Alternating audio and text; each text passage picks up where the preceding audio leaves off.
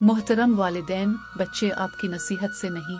आपके अमल से सीखते हैं। आपके बच्चे आपको घर में फजूल मोबाइल में ज़्यादा मशगूल देखते हैं या कुरान में फिल्मों से दिल बहलाता देखते हैं या जिक्र अल्लाह ताला से फजर पर उठता देखते हैं या देर तक सोता नमाजों का पाबंद देखते हैं या लापरवाह दूसरों की ग़ीबत करता देखते हैं या तारीफ नौकरों से बदतमीज़ी हकारत और बदअखलाकी से पेश आता देखते हैं या सबको इज्जत देता हुआ रिश्तेदारों का ख्याल रखते और सिला रहमी करता देखते हैं या बात पर ताल्लुक तोड़ता हुआ अक्सर खुश मिजाज और मुस्कुराता हुआ देखते हैं या लड़ता झगड़ता और उखड़ा मिजाज हर वक्त माल की हिर्स में मुब्तला देखते हैं या कनात करते हर वक्त लाहासिल के गम में देखते हैं या हासिल शुदा के शुक्र में आपको मेहनत और जिदोजहद करता देखते हैं या सुस्त काहिल बहानेबाज और कामचूर अपनी शरीक हयात के साथ मोहब्बत इज्जत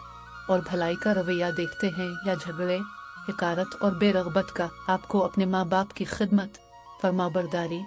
और तकरीम करता देखते हैं या उनसे बदतमीजी और बेइकरामी करता आपको सिगरेट पान हकोई और नशा करता देखते हैं या वर्जिश और दीगर सेहतमंद सरगर्मियों में आपका हर अमल आपकी औलाद बगौर देख रहे हैं। आपकी हर आदत इनकी शख्सियत का हिस्सा बन रही है। आप ज़बान से लाख नसीहत कर लें, अगर खुद अच्छी मिसाल कायम नहीं करेंगे तो औलाद सही राह पर नहीं आएगी। इसलिए दुनिया व आखिरत की खातिर अपनी इस्लाह पर तवज्जो दें और अपनी औलाद के लिए एक बेहतरीन मिसाल बने।